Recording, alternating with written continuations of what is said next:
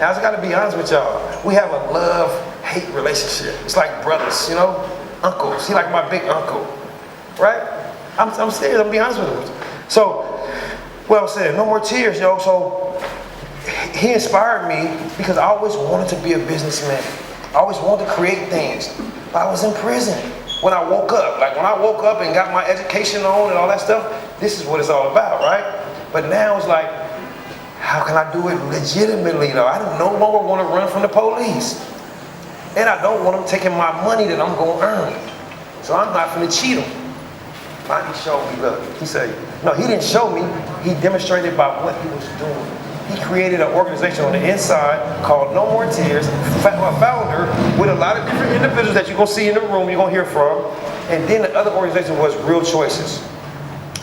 So that let me know we can do this thing before we come home.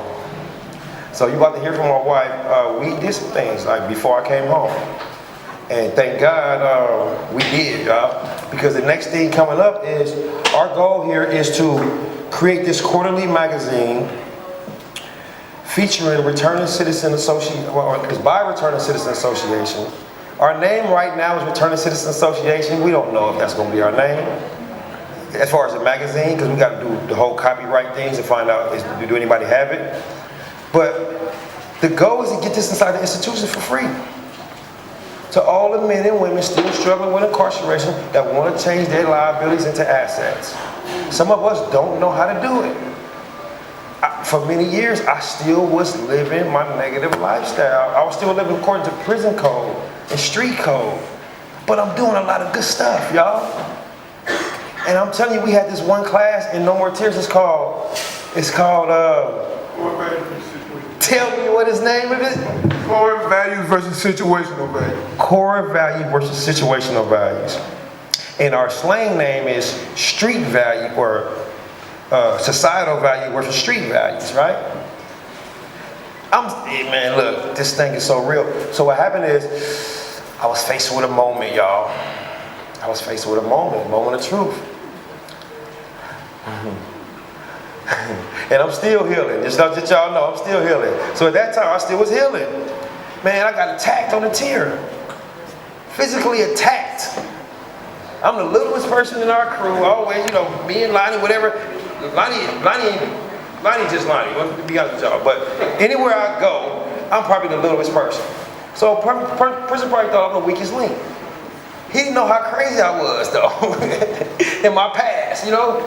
And I needed a little bit more help, a little more work. So, man, I reacted.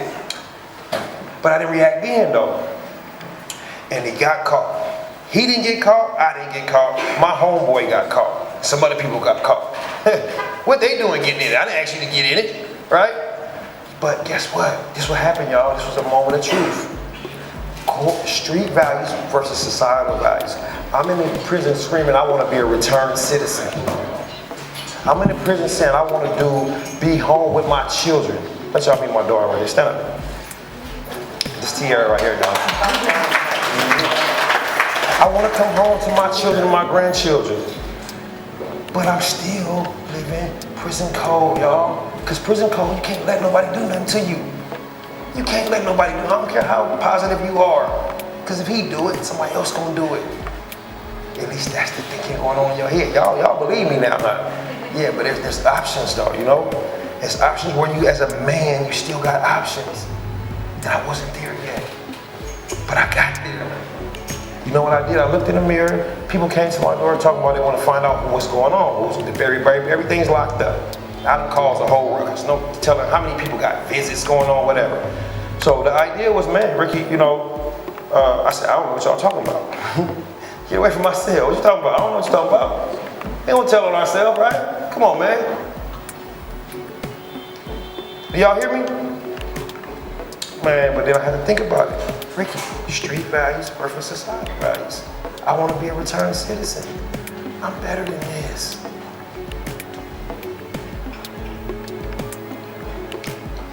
The goal was turn yourself in and you can get somebody else that's out the hole out that shouldn't have been there. Or he's never coming back. This place is going to be locked down and we're going to do all this stuff. Now the old me, like, I don't care, do your job. Like, that's what we learned in the street, this numbness to real value, like real stuff. It's like a numbness, I don't care, I ain't listening. You know, right? So man, something stepped in me, man. I said, you know, I need to step it up right here, this is it. This is it. Take me, sir. You know, I went down there, but I still was messed up, to be honest. I didn't go right there. I said, well, can we go after count?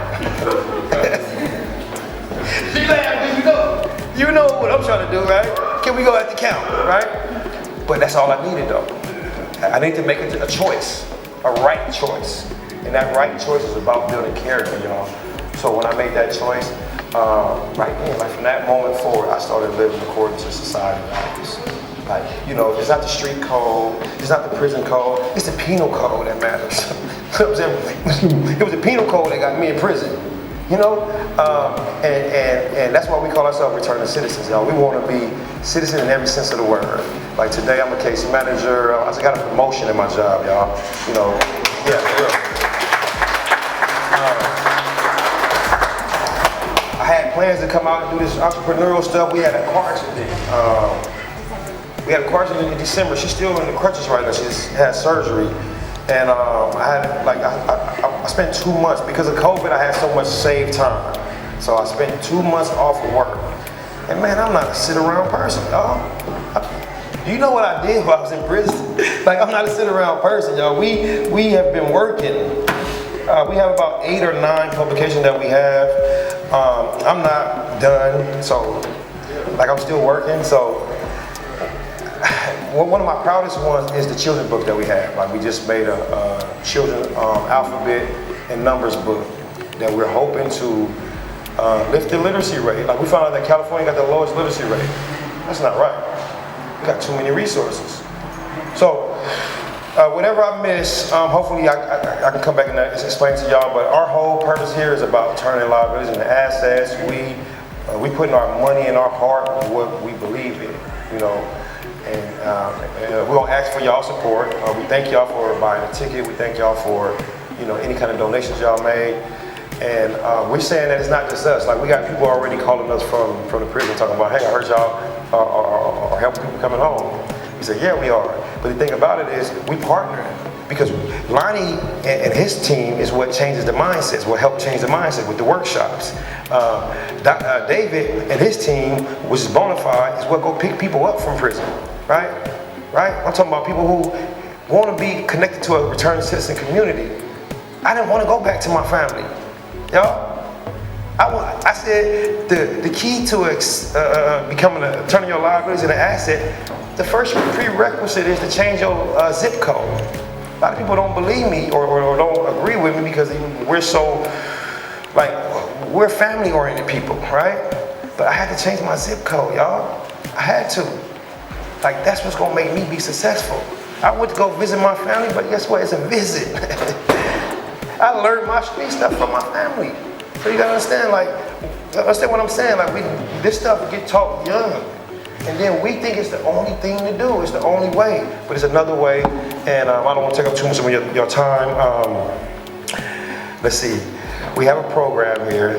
Next, I'm going to let my wife come up and, because, you know, she is one of my best kept secrets. Let me tell y'all, right? This company started in 2015, right? Because I started saying I'm going to publish a book in 2015. And it all started about, like, trying to leave a legacy for my kids, you know? Like, I was still in prison. I didn't know I was coming home.